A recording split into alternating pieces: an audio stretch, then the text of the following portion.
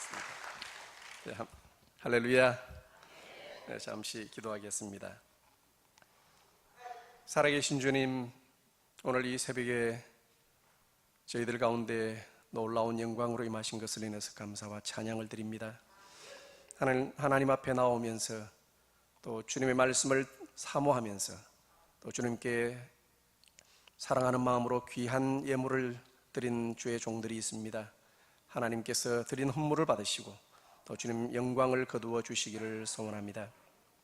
부족한 종이 또 하나님 말씀을 대언하려고 합니다.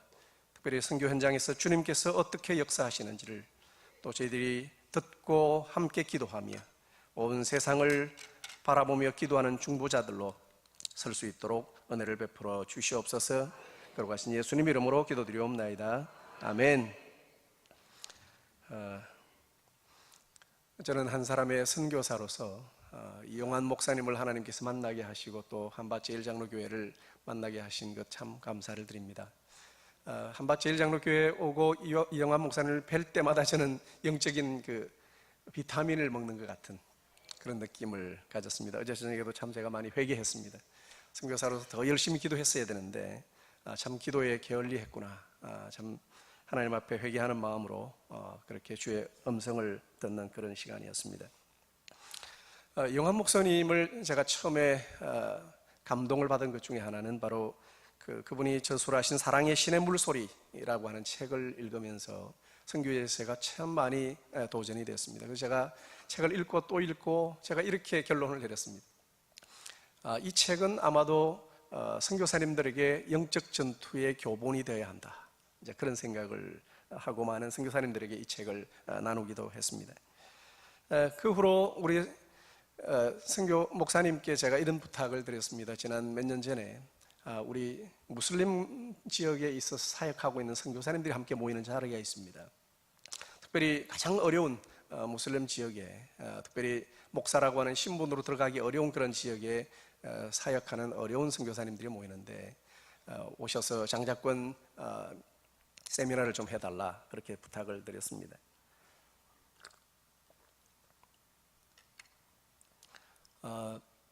그 세미나 가운데 참 제도 은혜를 받았지만 우리 선교사님들이 많은 회복이 있었습니다. 제가 선교부의 이슬람권 대표 사역을 했기 때문에 저희 권역에 문제가 생기면 제가 달려가야 합니다. 제 사역을 놓고 우리 선교지를 여러 나라, 아프리카, 중동 지역, 중앙아시아, 동남아시아 여러 곳을 제가 날아가야 하는데 너무너무 감사한 것은 지난 몇 년 동안 제가 한 번도 날아간 적이 없습니다. 우리 선교사들이 너무 힘들고 어렵기 때문에 케어를 해줘야 하는데 가장 중요한 케어로 최근에 플로에서 결정한 것은 뭐냐면 마스터 케어입니다. 주님과 선교사님이 가까우면, 주님이 친히 선교사님을 케어하면 그것이 가장 마스터 케어다.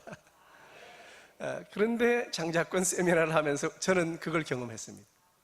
주님이 친히 우리 선교사님들을 케어하시기 때문에 선포하고 기도하고, 특별히 우리 자녀들과 함께 선교사님들은 그래도 오지에 있고 사역이 많지 않기 때문에 특히 어려운 지역은 매일 이렇게 집에서 그걸 우리 선교사님들이 가정에서 장자권 선포 기도를 하고 그렇게 지나갔는데 몇 년 동안 아무 문제가 없어요. 지금도 거의 문제가 없어요. 그래서 저는 선교사 목회를 했는데 제가 몇 년 동안. 근데 저는 여러분들 가운데 우리 목사님들 참 많으시고 목회하시느라 한국 땅에서 참 많이 어렵고 힘들겠지만 그 어려운 지역에 있는 선교사님들도 이 말씀으로 또 선포하는 것으로 목회가 가능하다면 여러분 목회 현장 속에 이런 장자권 세미나가 정말 귀한 그런 축복의 도구가 될 줄 믿습니다. 근데 저는 한국교회 오직 기도만이 살 길이다 이렇게 말씀하셨는데 저는 인도네시아 교회 동일하게 오직 기도만이 살 길이다 이렇게 얘기를 하고 싶고, 한국 선교 오직 기도만이 살 길이다 이렇게 좀 제목을 붙이고 싶습니다. 제가 한국을 보니까 최근에 심상치 않은 많은 어려움들이 있는 것 같습니다. 위기 상황이라고 보통 이야기를 합니다. 그런데 제가 20여 년 전에 1997년도에 인도네시아를 처음 들어갔을 때 그때야말로 인도네시아의 최대의 위기의 시간이었습니다.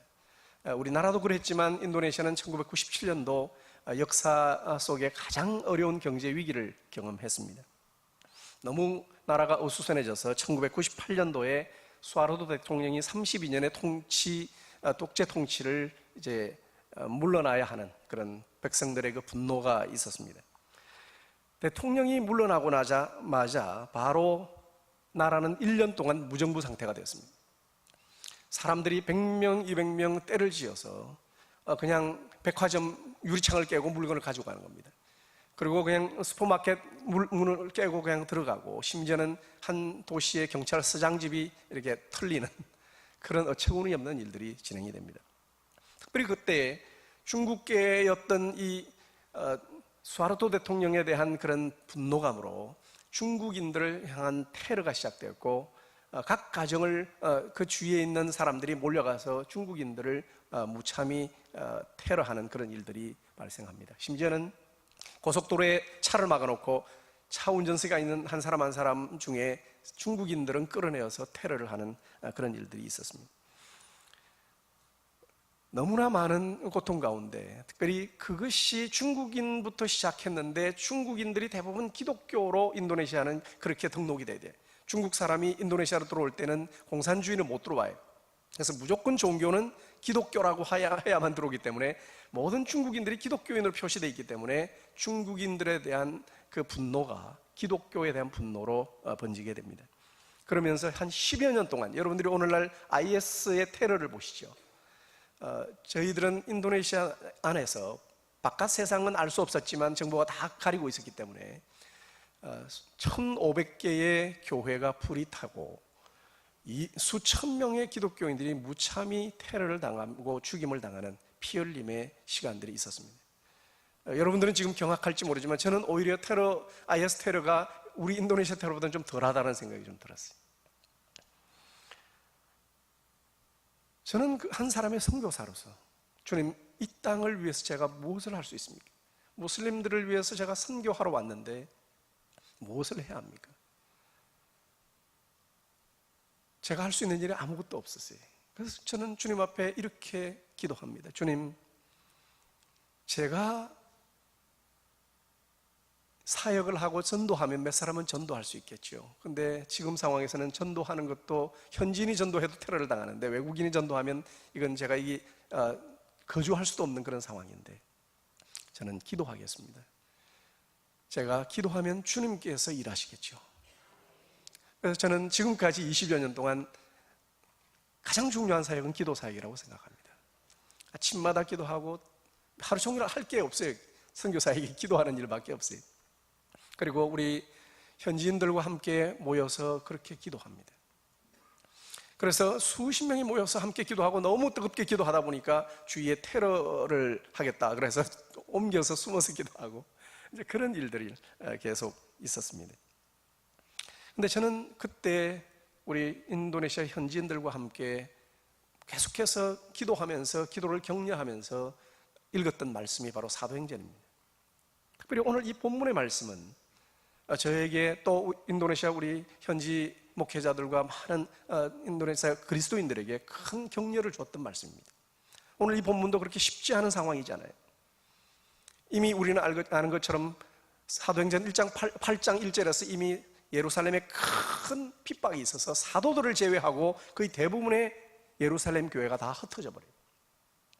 그런데 그 핍박 가운데 이제 12장 오늘 본문을 들어가면 남았던 사도 중에 야고보 사도가 죽게 되는 그런 일이 발생합니다. 사도들도 이제 죽임을 당하는 그런 상황이고, 그리고 베드로와 그 일부 사도들이 지금 체포당해서 사실은 6월절만 지나면 죽이려고 하는 그런 상황에 빠져 있습니다. 교회가 대단히 위기 가운데 있습니다. 그런 상황에서 교회가 무엇을 했는가? 우리 조금 전에 읽어봤지만 그 5절에 뭐라고 그랬습니까? 이에 베드로는 옥에 갇혔고 교회는 그를 위하여 간절히 하나님께 기도하더라, 이렇게 말씀을 했습니다. 그런데 이 기도를 하는 성도들도 알지 못하는 가운데 우리가 잘 아는 것처럼 이어지는 스토리가 바로 이 베드로의 옥문이 열려서 베드로가 나오는 일이 있습니다. 그리고 베드로가 나와서 그 기도하는 사람들이 있는 곳으로 다가가서 12절에 보면 깨닫고 마가라 하는 요한의 어머니 마리아의 집에 가니 여러 사람이 거기에 모여 기도하고 있더라. 무슨 말이죠? 베드로가 감옥에 들어갔어요. 그죠? 언제 나올지 모릅니다. 성도들은. 그런데 베드로가 지금 나와 있는데도 계속 밤을 새워서 계속 기도하고 있는 거예요. 그죠? 여러분, 조금 상황이 어려우면 기도합니다. 근데 상황이 너무너무 어려우면 기도할 엄두가 나지 않습니다. 기도해도 안 될 것 같아요. 이 밤이 너무 어두워서 영원히 지속될 것 같은 그런 믿음의 확신이 막 들어와요. 기도 안 하죠. 바뀌질 것 같지가 않으니까. 믿음의 눈이 없으면 기도하기가 참 어렵습니다. 그런데 초대교회 성도들은 그 답답하고 모든 백성들이 핍박을 당해서 다 흩어지고 사도들마저 죽임을 당하고 이제 베드로마저도 죽임을 당할 수 있는 그런 위기 가운데 끝까지 기도하는 겁니다. 그리고 베드로가 나올 때까지 계속 기도하는 겁니다. 우리가 하는 것처럼 사도행전 1장에서도 바로 제자들이 주님이 떠나고 나서 계속해서 기도하지 않습니까? 전심으로 기도했다고 그러고, 그리고 바로 성령이 임하실, 약속하신 그 성령이 임할 때까지, 약속을 받을 때까지 기도하는 겁니다. 중단하지 않고 기도하는 겁니다. 그런데 성령이 임하시고 계속해서 기도했다고 사도행전 2장에 얘기하고 있습니다. 결국 초대교회 성도들이 놀라운 그 영적인 능력을 발휘했던 것은 바로 지속적인 기도입니다. 저는 다시 이 성경을 읽어갑니다. 도대체 어떻게 했길래 초대교회 성도들이 이렇게 기도할 수 있었을까?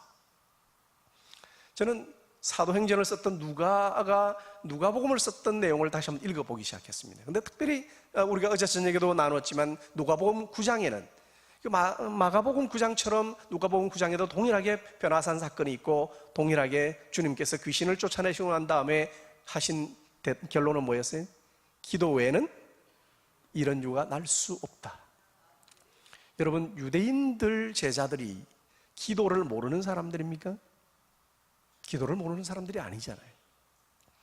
기도를 아마 전 세계 백성들 가운데 가장 성실하게 기도를 아는 사람이고, 하루에 3번씩 정직하게 기도하는 사람들. 예수님이 제자들에게 사역의 실패를 놓고 왜 우리는 이것을 할 수 없었지요? 라고 말을 했는데 주님이 답을 뭐라고 말씀하셨냐면 기도 외에는 이런 유가 날 수 없다라고 말씀하세요. 이것은 제자들에게는, 유대인들인 제자들에게는 충격이었을 겁니다. 아니, 우리가 하는 기도는 무엇인가? 이제까지 우리는 그럼 기도 안 한 건가? 예수님이 말씀한 그 기도는 도대체 무엇일까? 그래서 여러분들이 누가복음을 좀 더 읽어봐 보시면 누가복음 11장 1절에 보면 제자들 중에 한 사람이 예수님 앞에 이렇게 요청합니다. 공식적인 요청입니다. 물론 제자들과 아마 전체 제자들이 협의해서 나온 질문일 겁니다. 예수님, 세례 요한도 그 제자들에게 기도를 가르치셨는데 당신이 말씀하시는 그 기도가 무슨 의미인지를 저희들에게 알려주시옵소서. 기도에 대한 질문을 합니다. 그때 예수님께서 우리가 잘 아는 주님이 가르치신 기도, 주기도문을 설명하십니다. 기도의 내용은 이러이러한 내용으로 기도를 해야 될 것이다. 그리고 나서 기도의 내용과 어울려서 기도의 태도를 설명하십니다. 정말 친구가 잠을 자기 때문에 정말 기난 친구가 이 밥을 먹어야 되는데 줄 수 없는 상황이지만 강청하면, 이게 마땅히 해야 될 일이고 필요한 일이라면 강청하면 주실 수 있다. 결국 기도는 어떻게 한다? 대충 하다가 상황을 보고 마는 것이 아니고 응답될 때까지 기도하는 것이다. 끝까지 기도하라.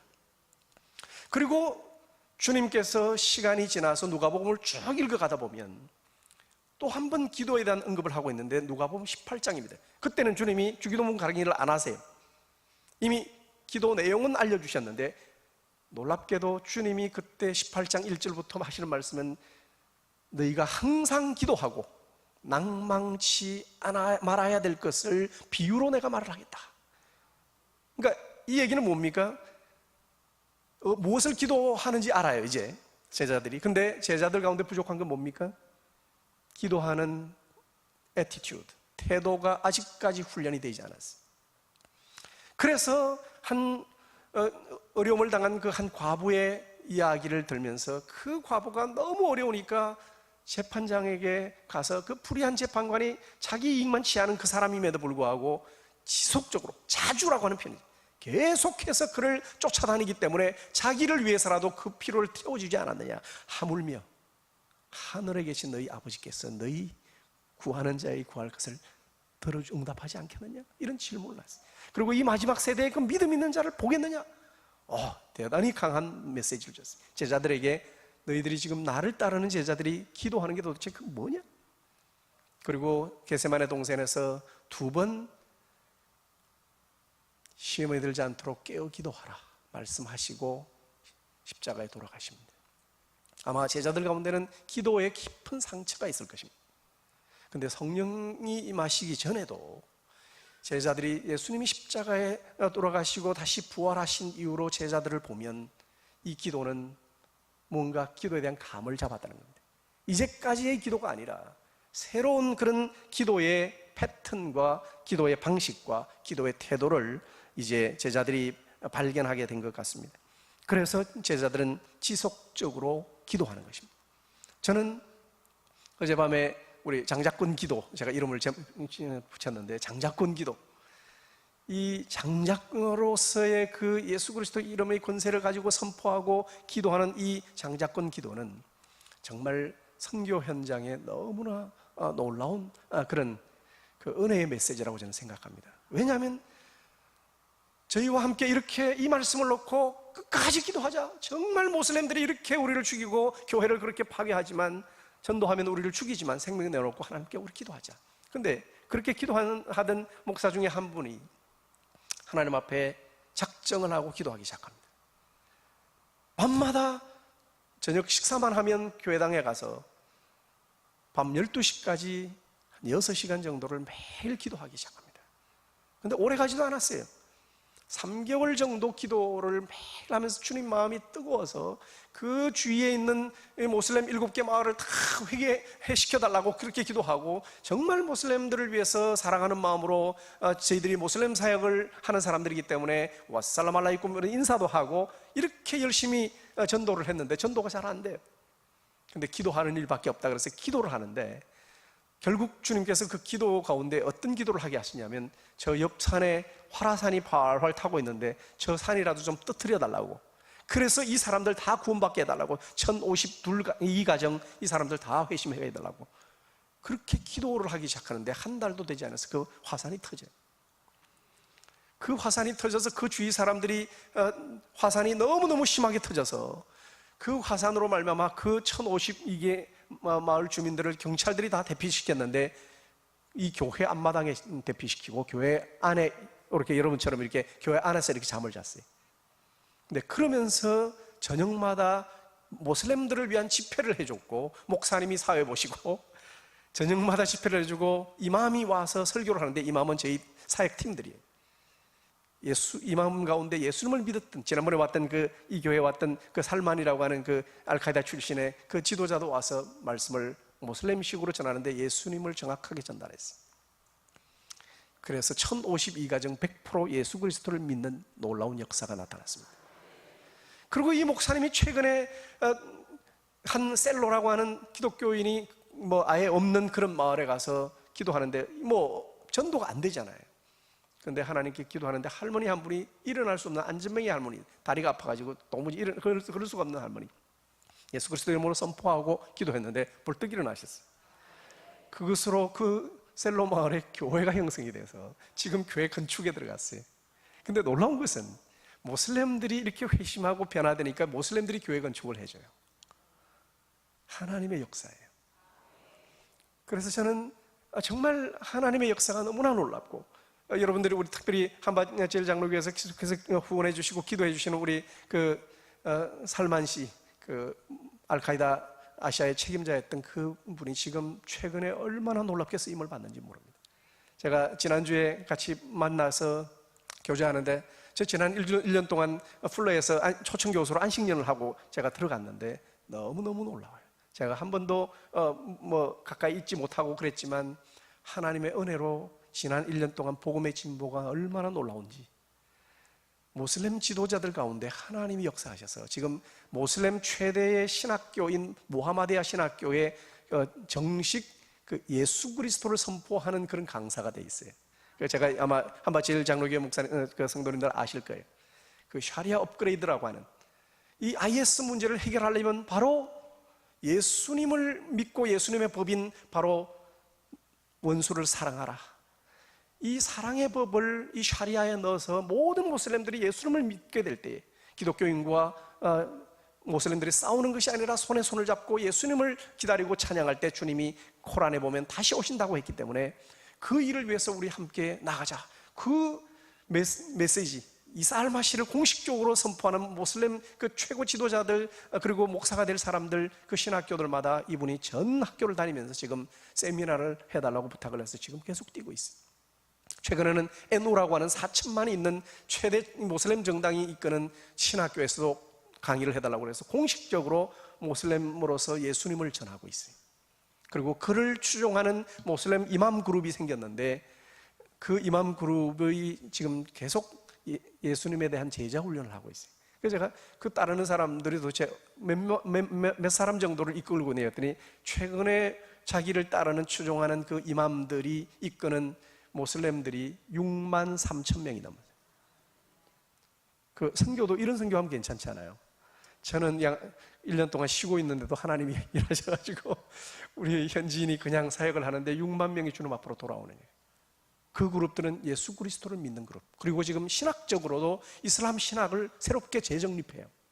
예수를 믿어야 된다는 신학을 정립하고 있어요. 근데 그거 제가 할 수 없고요.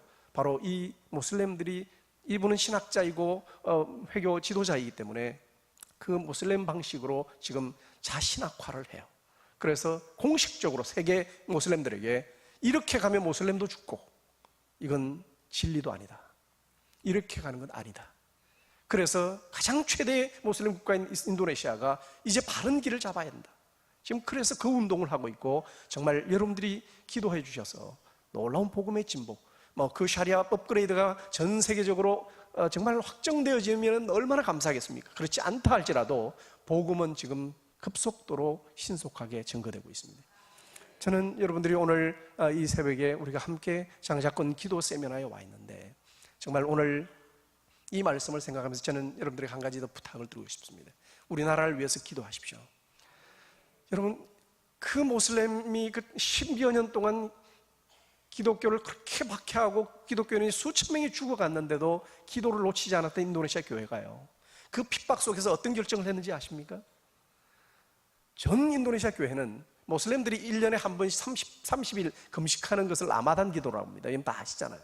근데 라마단 기도 기간 동안에 보통 여러분 30일 기도라고 해도 모슬렘들은 보통 아침 해뜨기부터 저녁 해뜨기, 그러니까 모슬렘들은 유대인들에게 배웠기 때문에 이 아침부터 저녁까지 금식을 하는데 30일을 그렇게 금식을 합니다. 근데 기독교인들은 그 30일 금식과 아울러서 플러스 10일, 왜냐하면 예수님은 40일 했기 때문에, 그래서 이슬람식으로 40일 금식 기도를 지금 10여 년 동안 넘게, 핍박당하는 지금 15년 이상이 넘게 지금 인도네시아 전체 교회가 40일 동안 금식하면서 하나님께 간구합니다. 그 결과가 어떤지 아십니까? 인도네시아 기독교인들이 어마어마한 속도로 부흥합니다. 모슬렘들이 어마어마하게 교회로 몰려와. 우리가 상상할 수가 없어요. 지금 인도네시아, 우리 자카르타, 가장 인도네시아의 2억 5천 중에 그 도시 하나에 2억 2,500만이 몰려 있어요. 그러니까 지금 3천만이라고 하는 얘기도 있고, 그래서 10%가 훨씬 넘는 지역의 사람들이, 기독교인들이 30%가 넘어요. 상상이 되세요? 교회가 10만 명 넘는 교회도 생겼고 5만 명이 넘는 교회도 생겼고 1만 명 넘는 교회는 수두룩하게 많아요. 하나님의 역사가 이렇게 합니다. 교회가 깨어서 기도하면 모슬렘 테러 가운데도 하나님이 역사하고, 저희들은 오히려 IS 때문에 복음의 진보가 나타나요. 모슬렘들을, IS와 지금 인도네시아가 전투 가운데 있거든요. 그래서 기독교인을 이전에는 그렇게 싫어했던 모슬렘들, 그런 기독교인을 죽여야 된다 이렇게 과격하게 말하는 사람은 다 잡아들여요 지금 정부가. 왜냐하면 IS권이라고 봐요. 그래서 모슬렘들이 교회를 가까이 해요. 그리고 모슬렘들이 교회를 와요. 하나님의 역사 아닙니까? 기도하면 전세를 역전시키세요. 한국이 지금 핵무기, 지진 굉장히 두려워하시더라고요. 한국 분들은 너무너무 두려움이 많으신 것 같아요. 저는 하도 지진을 당해가지고 지진, 화산이 터지면 터지나 보다. 우리는 하도 재난이 많은 곳에 살았는데 그냥 그곳에서 저는 안전하게 잘 살아요. 그런데 여러분, 한국 땅에 이런 위기 가운데 마음을 파랗게 이렇게 생각하지 마시고 주님을 바라보십시다. 하나님께 기도하는 교회가 되면 저는 북한도 무너지고 또 이 모든 위협의 문제들, 또 우리 신앙의 세속주의와 물량주의로 말미암아 이 사회적인 그런 여러 가지 위협들이 결코 문제가 되지 않는다고 저는 믿습니다. 저는 여러분들에게 격려를 드리고 싶고, 그리고 마지막으로 여러분들이 지속적으로 또 기도하실 때에 무슬림들을 위해서 계속 기도해 주십시오. 이것은 영적인 싸움이고, 무슬림들 지도자들이 그 복음을 전하면서 저에게 꼭 부탁한 것은 기독교인들의 기도는 강합니다. 무슬림들도 기도하거든요. 하루에 5번씩 기도해요. 근데 그 무슬림 최고 지도자가 저에게 하는 말이, 예수 믿는 분이니까 예수 믿는 분들에게 꼭 기도 부탁을 하라고, 전 세계 갈 때마다 나에게 기도해라. 제가 세워지는 곳마다 이 부탁을 합니다. 여러분, 모슬렘들을 위해서 기도해 주시고, 특별히 모슬렘 회심자들이 복음을 전하는 그 일을 위해서 우리 주님 앞에 간절히 기도해 주십시오. 함께 기도하시겠습니다.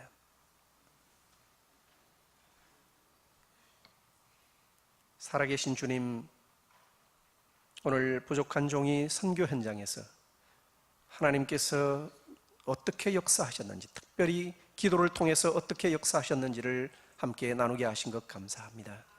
주님, 오늘 이 한국 땅의 교회들을 주님 손에 의탁합니다. 세계 곳곳마다 선교사를 보낸 이 귀한 교회, 이 한국 교회 가운데 다시 한번 주님 앞에 끝까지 기도하는 끈질긴 믿음의 기도를 허락하여 주시옵소서. 그래서 주님 은혜 가운데 아버지 하나님이여, 주님의 능력을 받아 이 땅이 다시 한번 전 세계 복음화에 앞장서는 복된 교회가 될 수 있도록 한국 교회를 회복하여 주옵소서. 각 지교회를 축복하여 주시고, 모든 성도 한 사람 한 사람이 믿음의 장자권을 가진 장자권 기도 중보자들이 될 수 있는 축복을 허락하여 주옵소서. 걸어가신 예수님 이름으로 기도드리옵나이다. 아멘.